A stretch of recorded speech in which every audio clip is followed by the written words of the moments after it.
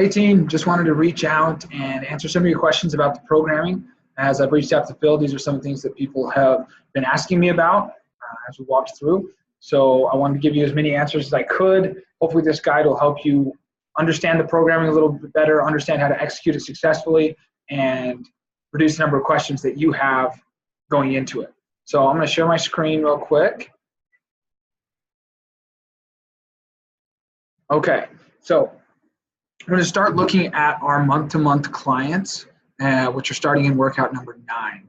Obviously, this is the biggest area of concern because right now we don't have too many new clients that'll be starting in 3 and 6 months. That'll build up over time. This is our main category right now that we're jumping into.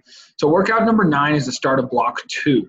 So in block 2, we are working to group up our people into semi-private groups and adding in MyZone coaching on each individual workout in the sets, and then also in a workout as a whole.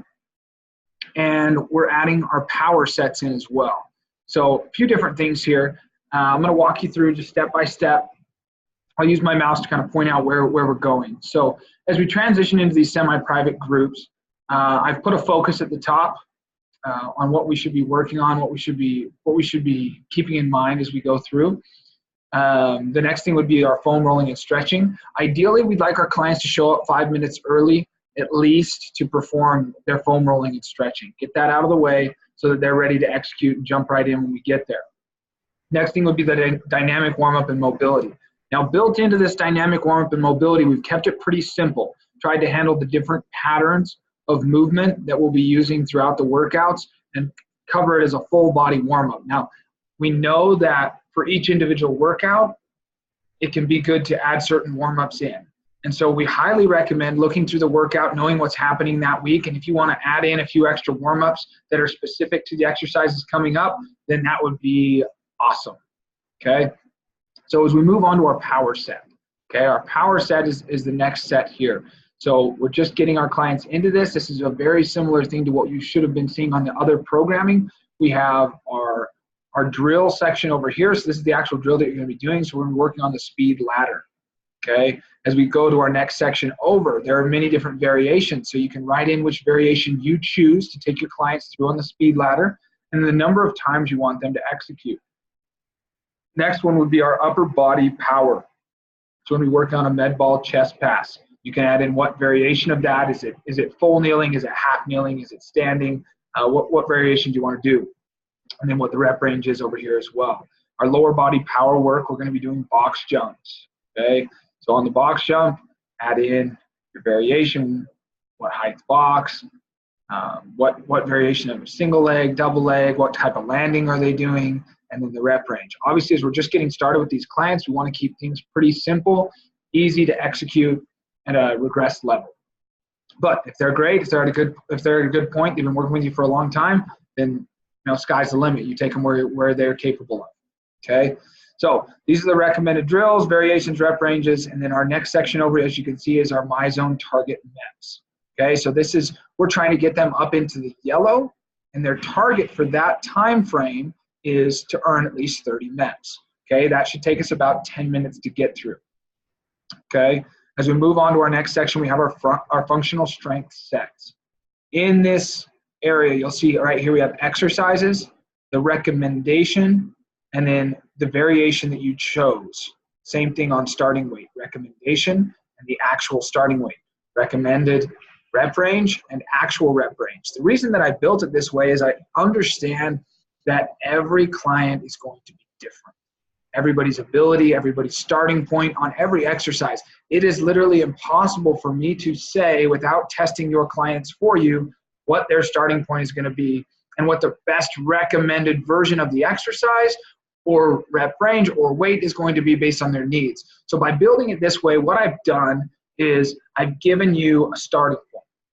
I've given you an exercise, a recommended weight to look at, and then a recommended rep range to look at. If that does not fit your client's needs, then that's okay. We can make some changes to that. If that's not the right exercise, they're not able, they need to progress or regress. That's why we've learned that system. So the progression and regression system will still come into place. If we're way off on their weight, they need a much lower weight or much higher, that's okay. Make the adjustment and write it in down below.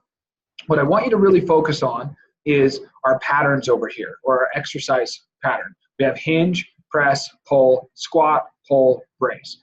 2 different groupings of exercises. Okay, this would be set up for 2 different sets of 3. You have 12 minutes to complete. Their target or their my zone is green or yellow throughout the workout, and they want to try and get 36 minutes.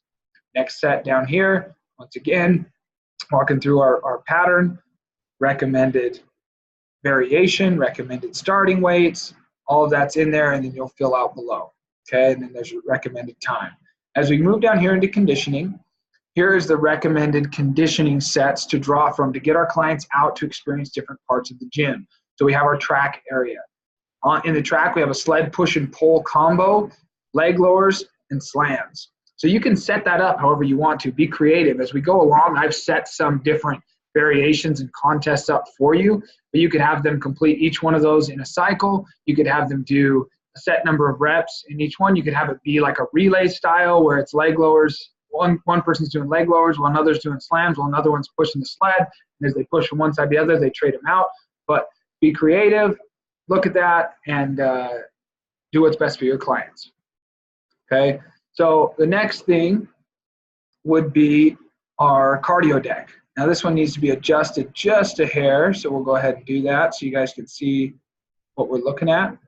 Okay, so in the cardio deck, we have pick a cardio machine. Okay, we've kind of demonized the cardio machines, that they're all terrible. And although they might not be the best choice for our clients and their needs all around, we want to make sure they're getting strength training. As far as a conditioning element, cardio machines can be great. You can use the ones that are right next to the cage, that are the trainer use ones, or you can take them over to that cardio deck and use those. But we just have a simple cardio machine interval here involving core. So we're thinking 30 seconds fast, 30 seconds slow on the machine, and then 30 seconds of core work. And then just rotate through for the 10 minutes, shooting for red or yellow in their my zone and 32 minutes. Okay. At the end of the workout, this is something new too that you won't have seen before, and that is a client check-in and goal evaluation period. Built into every one of our group workouts is this time. This time is set aside for you to follow up with your clients, to hold them accountable, to make sure that they're making the progress that they need to be making to be successful. This is a time where you could switch it to the front of the workout if needed, and you could do in-body scans before the workout. Obviously, the reason why I say that is they're a little bit more accurate before you hit a workout.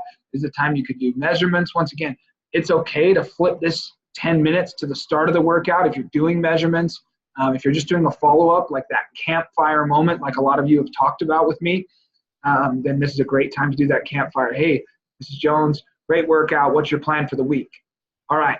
This is the time where we'd also give our recommended, all right, I'd recommend that you get to 2 team trainings and you repeat this workout once during the week. Okay, so hopefully that helps explain some of that as we're getting going here in these sets. I will keep filming videos to explain more of our one-on-ones and more as we progress throughout these workouts. But I wanted you to kind of understand how the sheet was set up and how you can best utilize it. All right, thank you.